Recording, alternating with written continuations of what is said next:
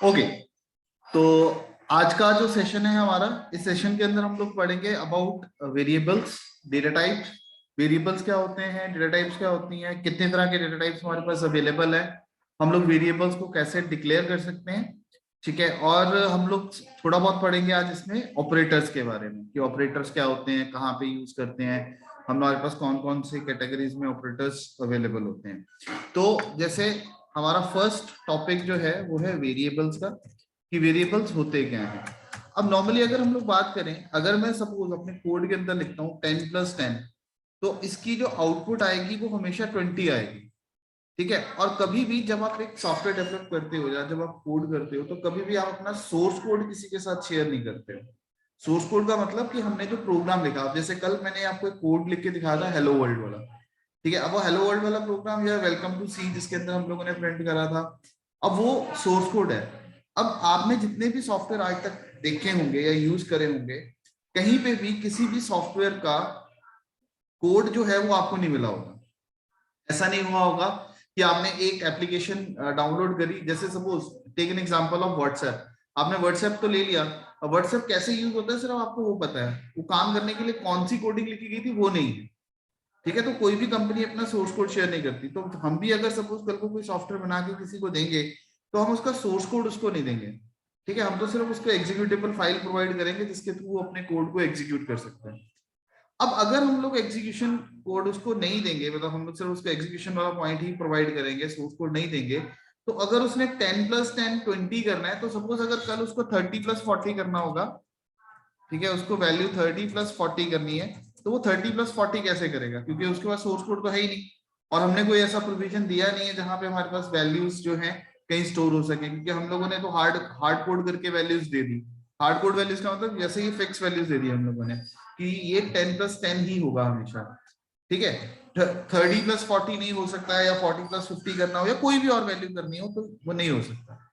जब हम लोगों को ऐसी जरूरत पड़े कि जहां पे हमें पता है कि ये वैल्यूज कुछ भी हो सकती है, ठीक है, ये चाहे 10-10 हो सकती है, 10-30 हो सकती है, 40-50 हो सकती है, 60-80 हो सकती है, कुछ भी ऐसी वैल्यूज हो सकती हैं, तो उस केस के अंदर हम लोगों को वेरिएबल्स की जरूरत पड़ती है, ठीक है। जो वेरिएबल्स है, variables are use to store values, ये वैल्यूज को स्टोर करने के लिए यूज किए जाते हैं, ठीक है। आप इसके अंदर वैल्यूज को can be set while design time. Design time का मतलब जब आप कोड कर रहे हो, can be set while design time as well as run time. Run time, अब प्रोग्राम जो आप कोड करते हो, कोड के दो मोड होते हैं, एक होता है डिजाइन मोड और एक होता है एग्जीक्यूशन मोड या रन टाइम, ठीक है। डिजाइन मोड का मतलब जब आप कोडिंग कर रहे होते हो, जब आप कोड लिख रहे होते हो, जैसे हम लोग कल कोड लिख रहे थे, फिर जब हम लोगों ने कंट्रोल F9 करके उसको रन करा, तो प्रोग्राम एग्जीक्यूट हो रहा था, तब वो उसका एग्जीक्यूशन मोड में चला गया, तब वो रन टाइम में चला गया, ठीक है। तो डिजाइन टाइम के अंदर हमारे पास कोड्स अवेलेबल रहता है सारा का सारा, और जो रन टाइम है, रन टाइम के अंदर सिर्फ हम लोग एग्जीक्यूशन पार्ट को देखते हैं। तो वेरिएबल्स की वैल्यूज को अगर आपको सेट करना हो, चेंज करना हो, तो वो दोनों टाइम पे की जा सकती है, रन टाइम पे भी की जा सकती है और आप डिजाइन टाइम पे भी, मतलब जब आप कोड कर रहे हो तब भी उसको सेट करना चाहो तब भी उसको आप सेट कर सकते हो। अब इसको करने के लिए how to use variables in C. C के अंदर अगर आपको वेरिएबल यूज करने हैं तो कैसे यूज करते हैं, तो we need to declare variable. हम लोगों को वेरिएबल को डिक्लेयर करने की जरूरत पड़ेगी। अब वो वेरिएबल आपको डिक्लेयर कैसे करने होते हैं, उसका एक सिंटेक्स होता है, ठीक है। वो सिंटेक्स क्या है, सिंटेक्स इज डेटा टाइप, फिर variable 1, variable 2 up two variable n, ठीक है। आपको जितने भी वेरिएबल चाहिए उतने वेरिएबल आप इसके अंदर स्टोर करवा सकते हो, वेरिएबल 1 से लेके variable 2, variable 3, variable 4 up to n number of variable तक आप डिक्लेयर करना चाहो तो डिक्लेयर कर सकते हो। ये इसका सिंटेक्स है। Now syntax is what, how to do a particular command, how to apply a particular command. किसी भी काम को करने का जो तरीका होता है, जो डिफाइंड मेथड है, जो करेक्ट मेथड है, वो उसका सिंटेक्स होता है। अब इसको अगर हम लोग डिवाइड करें, दो पार्ट इसमें दिख रहे हैं कि एक तो हो गया हमारे पास डेटा टाइप, दूसरा हो गया हमारे पास वेरिएबल, ठीक है। पहले हम लोग अगर इसमें बात करते हैं कि डेटा टाइप्स क्या होती हैं, डेटा टाइप्स जो हैं ये रिप्रेजेंट करती हैं type of value we can store in a variable. हम लोग किस तरह की वैल्यू को एक वेरिएबल के अंदर स्टोर कर सकते हैं, उसको हम लोग बोलते हैं डेटा टाइप। ठीक है, ये क्या क्या रिप्रेजेंट करती है? It represents range of the variable. Range of the variable का मतलब कि उसके अंदर मिनिमम वैल्यू कितनी हो सकती है एंड मैक्सिमम वैल्यू कितनी हो सकती है। इसको मैं बहुत सिंपल से तरीके के साथ आपको एक्सप्लेन कर सकता हूँ। मिनिमम एंड मैक्सिमम का मतलब कि अगर हम लोगों ने एक वेरिएबल लिया और उसकी मिनिमम वैल्यू है 10, सॉरी उसकी मिनिमम वैल्यू है -10 और मैक्सिमम वैल्यू है उसकी 10। ये मैं आपको एग्जांपल दे रहा हूँ, मिनिमम वैल्यू -10 और मैक्सिमम है 10। तो उस टाइप के वेरिएबल के अंदर आप -10 से छोटी वैल्यू को अगर आप स्टोर करोगे या 10 से ज्यादा वाली वैल्यू को स्टोर करोगे तो उसको वो गार्बेज वैल्यू में कन्वर्ट कर देगा, क्योंकि उसकी कैपेसिटी नहीं है। अब जैसे इसको समझना हो तो जैसे आपके पास कंटेनर्स होते हैं। अब एक कंटेनर है जिसकी कैपेसिटी है 0.5 kg की, एक कंटेनर है जिसकी कैपेसिटी है 1 kg की, एक कंटेनर है जिसकी कैपेसिटी है 5 kg की। अब 0.5 kg वाले में अगर आप 1 kg डालोगे तो क्या होगा, 0.5 kg तो आ जाएगा लेकिन उसके बाद वाला सारा बाहर निकल जाएगा, गिर जाएगा, खराब हो जाएगा। सेम वे से जो आपके पास डेटा टाइप्स हैं उन सब डेटा टाइप्स की एक रेंज होती है, उसमें एक मिनिमम नंबर और एक मैक्सिमम नंबर स्टोर होता है। अगर आप उस मिनिमम नंबर से कम या फिर मैक्सिमम नंबर से ज्यादा वैल्यू उसके अंदर स्टोर करने की कोशिश करोगे तो वो उसके अंदर स्टोर नहीं हो पाएगी। तो डेटा टाइप्स रिप्रेजेंट करते हैं कि वो किस तरह की वैल्यू को स्टोर करेंगे और उसकी रेंज क्या होगी। इसके अलावा मेमोरी रिक्वायरमेंट, देखो एक चीज हम लोग नॉर्मली हमेशा बोलते हैं, मैंने विंडोज को लोड कर लिया, मैंने फाइल ओपन कर ली, ठीक है, मैंने ये फलाना काम कर लिया, हमारा ऑपरेटिंग सिस्टम लोड हो रहा है, ठीक, हमने एमएस वर्ड को लोड कर लिया। बेसिकली कभी आपने सोचा कि ये चीजें सारी लोड होती हैं या ओपन होती है, तो वो ओपन होती कहाँ पे? ठीक, आपके सिस्टम के अंदर, आपके कंप्यूटर के अंदर एक मेमोरी होती है जिसको हम लोग बोलते हैं, एरिया होता है जिसको हम लोग बोलते हैं रैम, रैंडम एक्सेस मेमोरी। जितना भी टेम्परेरी काम है, जितना भी काम जो आपका कंप्यूटर करेगा, परफॉर्म करेगा, वो सारे का सारा काम कहाँ पे परफॉर्म होता है? रैम के अंदर। वो चाहे आपका ऑपरेटिंग सिस्टम लोड होने का काम है, चाहे आपकी वो एप्लीकेशन लोड होने का काम है, चाहे वैल्यूज जो आप पंच कर रहे हो उससे रिलेटेड जो भी डेटा है। ठीक है, अभी जैसे ये एप्लीकेशन आपके सामने खुली हुई है, ये कहाँ पे खुली हुई है? अनसेव्ड डेटा, ये रैम के अंदर पड़ा हुआ है। ठीक है, देन जो भी मैं पंच कर रहा हूँ ये सारे का सारा भी रैम के अंदर जाएगा। आपका प्रोग्राम एग्जीक्यूट होगा, उस एग्जीक्यूशन से रिलेटेड जो भी रिजल्ट आएगा वो भी आपका टेम्परेरी मेमोरी में रहेगा। इसी तरीके से प्रोग्रामिंग के अंदर जो वेरिएबल हम लोग डिक्लेयर करते हैं, वो वेरिएबल डिक्लेयर होने तो कहीं ना कहीं मेमोरी में जाके ही है ना। ठीक है, वो रैम में रहेंगे और रैम का वो कितना परसेंटेज पार्ट कंज्यूम करेंगे, कितनी मेमोरी उनको चाहिए होगी, रैम का कितना हिस्सा वो यूज करेंगे, वो हर एक डेटा टाइप का अलग अलग होता है। ठीक है, तो डेटा टाइप्स के 3 मेन सिग्निफिकेंस हो गए। पहला, किस तरह की वैल्यू हम लोग उसके अंदर स्टोर कर सकते हैं। दूसरा, कि उसकी रेंज क्या होगी, उसकी मिनिमम वैल्यू कितनी होगी और उसकी मैक्सिमम वैल्यू कितनी होगी। एंड थर्ड, उसकी मेमोरी रिक्वायरमेंट्स क्या होंगी, उसकी मेमोरी कंजप्शन क्या होगी, उसका डेटा कितना है जो हम लोगों, उसको कितनी रैम की जरूरत पड़ेगी, ठीक है, जितना डेटा वो उसके अंदर होल्ड कर सकेगा। ये 3 चीजें हमारे पास होती हैं। तो बेसिक 3 डेटा टाइप्स हैं, basic 3 data types are available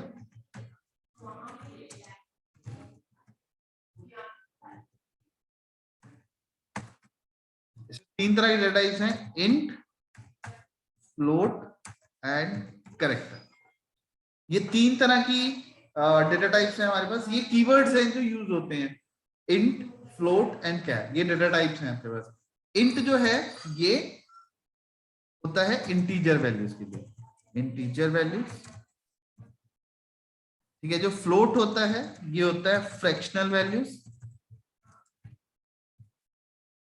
ठीक है, और कैर जो है ये कैरेक्टर टाइप वैल्यूज। जो इंटीजर वैल्यूज है, इंटीजर वैल्यूज का मतलब क्या हो गया, जो आपकी डेसिमल वैल्यू, डेसिमल नंबर होते हैं आपके पास, नंबर सिस्टम होता है ना, 0 to 9 जो नंबर्स हैं वो आपके डेसिमल नंबर्स हैं, जो हम लोग ह्यूमन बीइंग्स यूज करते हैं, 1 2 3 4 5 6। ठीक है, वो आपके इंटीजर नंबर है, जैसे 10, 20, 30, -50, ठीक है, ये आपके इंटीजर नंबर्स हैं। फ्रैक्शनल नंबर्स, फ्रैक्शनल वैल्यूज कौन सी होती हैं? 1.2, 5.22, -9.5, ये सारी की सारी होगी आपके पास फ्रैक्शनल वैल्यूज, ठीक है। और जो करेक्टर टाइप वैल्यूज होगी, ये करेक्टर टाइप वैल्यूज कैसे होगी? जैसे ए हो गया, ठीक है, हैश का साइन हो गया, एक्सक्लेमेशन का सिंबल हो गया, ठीक है, देन 1 हो गया, जो आपकी सिंगल कोट्स में होती हैं। अगर आप नोटिस करो, सिर्फ और सिर्फ करेक्टर टाइप की वैल्यूज ऐसी हैं जो वैल्यूज आपकी सिंगल कोट्स के अंदर कवर्ड है, ठीक है, ये देखो इनक्लोज्ड है सिंगल कोट्स के अंदर। लेकिन बाकी की जितनी भी वैल्यूज है आपकी इंटीजर टाइप की वैल्यूज और फ्रैक्शनल टाइप की वैल्यूज, ये वैल्यूज कभी भी सिंगल कोट्स में या डबल कोट्स में इनक्लोज्ड नहीं रहती हैं, ठीक। अब जो इंटीजर टाइप का वेरिएबल हो गया, वो वैल्यू स्टोर करता है डेसिमल नंबर्स को। डेसिमल नंबर्स को ये मत समझना पॉइंट वाले, जो पॉइंट वाली वैल्यूज होती है उसको फ्रैक्शनल वैल्यूज बोलते हैं हम लोग, फ्रैक्शंस में जो होती हैं डेस पॉइंट्स, उसमें अंदर 1.22, 1.35, 1.69, ठीक है, वो फ्रैक्शनल वैल्यूज हैं। ये नॉन फ्रैक्शनल वैल्यूज हैं हमारे पास। अब जो इंटीजर टाइप का वेरिएबल है, इसको मेमोरी कितनी चाहिए होती है? नीड 2 बाइट्स, ठीक है, इसको 2 बाइट्स की जरूरत पड़ती है। और जो फ्लोट है, नीड 4 बाइट्स, ठीक है। एंड जो करेक्टर टाइप का है, नीड 1 बाइट पर करेक्टर, ठीक है, हर एक करेक्टर के लिए उसको 1 बाइट की जरूरत पड़ेगी। तो 3 बेसिक डेटा टाइप्स हो गए आपके पास, int, float and char. Int हो गया इंटीजर टाइप वैल्यूज के लिए, फ्लोट हो गया फ्लोट टाइप वैल्यूज के लिए, कैर हो गया करेक्टर टाइप वैल्यूज के लिए, ठीक है। और इंटीजर को चाहिए 2 बाइट्स, फ्लोट को चाहिए 4 बाइट्स एंड करेक्टर को चाहिए 1 बाइट। ओके, देन इसके बाद हमारे पास आ गया ये सिंटेक्स में से हमने पहला पार्ट कवर कर लिया कि डेटा टाइप्स क्या होते हैं, ठीक है। डेटा टाइप्स मैंने आपको पहले बता दिया। फिर 3 बेसिक डेटा टाइप्स होगी हमारे पास। अब ये आ गए वेरिएबल 1, वेरिएबल 2 एंड वेरिएबल 3, ठीक है। अब जो वेरिएबल्स हैं, in case of variables we need to take care of follow. तो इन चीजों का ध्यान रखना है। नंबर 1, ये केस सेंसिटिव होती है। जितने भी आपके वेरिएबल्स हैं सारे के सारे केस सेंसिटिव होते हैं। आपको नो यूज ऑफ डॉट, आपको डॉट को यूज नहीं करना, ठीक है। Then no use of space, आपको स्पेस का यूज नहीं करना, ठीक है। Then should be relevant. Relevant का मतलब क्या है? ये इंपॉर्टेंट पॉइंट है। रेलेवेंट का मतलब क्या हो गया कि आपका वेरिएबल जिस तरह की वैल्यू स्टोर करेगा, हम लोग वेरिएबल का नाम वैसा रखें, ठीक है। फॉर एग्जाम्पल, अगर मैं कह रहा हूं कि मैं स्टूडेंट का डाटा स्टोर कर रहा हूं और स्टूडेंट का मेरे को age, name, gender, date of birth, ठीक है, उसका मोबाइल नंबर, ये स्टोर करने हैं, तो मैं वेरिएबल्स के जो नाम रखूंगा, एज के लिए वेरिएबल लूंगा एज, नेम के लिए वेरिएबल ले लूंगा NA, फादर नेम के लिए ले लूंगा FNA, सिटी के लिए मैं वेरिएबल ले लूंगा सिटी, ठीक है। मतलब ये नहीं कि ABCD, आप लेने को ABCD भी ले सकते हो, लेकिन एक स्टेज ऐसी आ जाएगी आपके प्रोग्राम के अंदर जहां पे बहुत सारे वेरिएबल्स डिक्लेयर हो जाते हैं और फिर हम लोगों को याद रखना पड़ता है रैंडमली कि A के अंदर हमने क्या रखा था, B के अंदर क्या रखा था, C के अंदर हमने किस लिए यूज करना था, ठीक है। तो अगर आपके नेम्स रेलेवेंट होंगे तो उन वेरिएबल्स को याद रखना, उसके लिए आपको मेहनत नहीं करनी पड़ेगी, आप उसको इजीली याद रख सकते हो। और उन वेरिएबल्स को टाइमली और सही तरीके से यूज करना वो हमारे लिए इजी हो जाता है, ठीक है। अब आपको पता है आपने एज के लिए वेरिएबल रखा हुआ था एज, तो आपको बार बार वापस जाके नहीं देखना पड़ेगा कि एज के लिए कौन सा वेरिएबल है, ठीक है। तो ये रेलेवेंट होना चाहिए, ठीक है। एंड सबसे इंपॉर्टेंट चीज, should not be a keyword. Keywords कुछ ऐसे वर्ड्स होते हैं जिन वर्ड्स के मीनिंग पहले से डिफाइंड होते हैं, जो कि लैंग्वेज स्पेसिफिक होते हैं। हम लोग किसी का भी जो नाम है, किसी भी अपने वेरिएबल का नाम, वो कीवर्ड पे नहीं रख सकते हैं, ठीक है। तो ये चीजों का हम लोगों को ध्यान रखना है। अब जैसे आप सपोज एक वेरिएबल डिक्लेयर कर रहे हो, तो वॉइड हमारे पास एक कीवर्ड है, ठीक है। कीवर्ड्स होते हैं वो वर्ड्स जो रिजर्व वर्ड्स होते हैं, जिनका मीनिंग लैंग्वेज को पहले से पता होता है, ठीक है, जैसे हमने void यूज करा, if यूज करेंगे, int इज अ कीवर्ड, तो आप किसी वेरिएबल का नाम int नहीं रख सकते हो, float नहीं रख सकते हो, ठीक है, char नहीं रख सकते हो, do नहीं रख सकते हो, while नहीं रख सकते हो। तो ये जैसे जैसे आप पढ़ोगे आपको साथ साथ पता चलता जाएगा कि कौन कौन से कीवर्ड्स हैं जिनको हम लोगों को एज अ वेरिएबल नेम नहीं यूज करना। अराउंड 30 to 36 के आसपास कीवर्ड्स हैं जिन कीवर्ड्स को हम लोग नहीं यूज करेंगे। I will share the list कि कौन कौन से कीवर्ड्स जो हैं सी के अंदर यूज होते हैं, तो वो मैं लिस्ट आप लोगों के साथ शेयर कर दूंगा। अब इसका मतलब कि अगर हम लोगों को अब एक वेरिएबल क्रिएट करना है जिसके अंदर मैं नॉन फ्रैक्शनल वैल्यू स्टोर करना चाहता हूं, तो इसका मतलब मेरे को इंटीजर टाइप का वेरिएबल चाहिए होगा। तो मैं सिंटेक्स क्या था हमारा, डेटा टाइप फिर वेरिएबल का नेम। तो यहाँ पे मैं वेरिएबल डिक्लेयर करता हूँ, डेटा टाइप उसकी डिफाइन करता हूँ इंट, फिर वेरिएबल का नेम a, b, c, ठीक है, और यहाँ पे सेमीकोलन। ठीक, ये जो है दिस इज आवर एग्जांपल। इस एग्जांपल के हिसाब से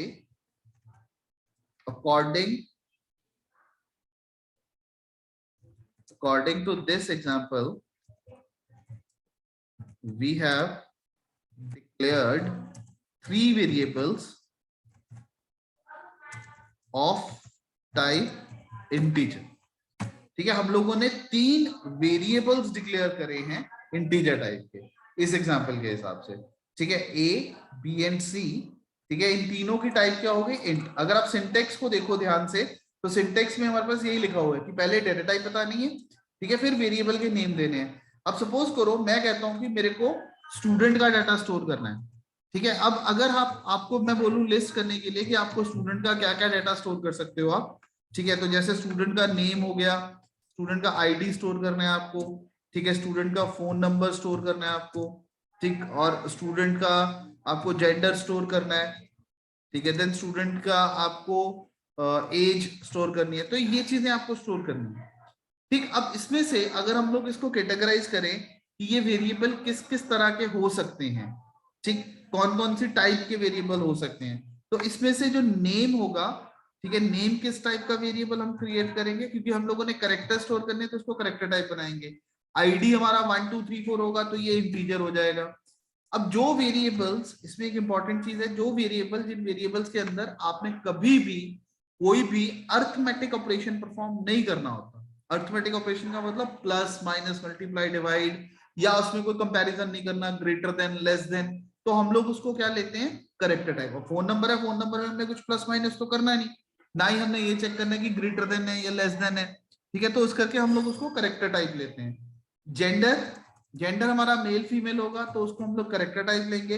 एज हमारा 1 2 3 4 होगा तो हमें कंपेयर करना पड़ सकता है कि एज उसकी ग्रेटर देन 10 है या लेस देन 10 है, तो उसके लिए हम लोग उसको इंटीजर टाइप का ले लेंगे।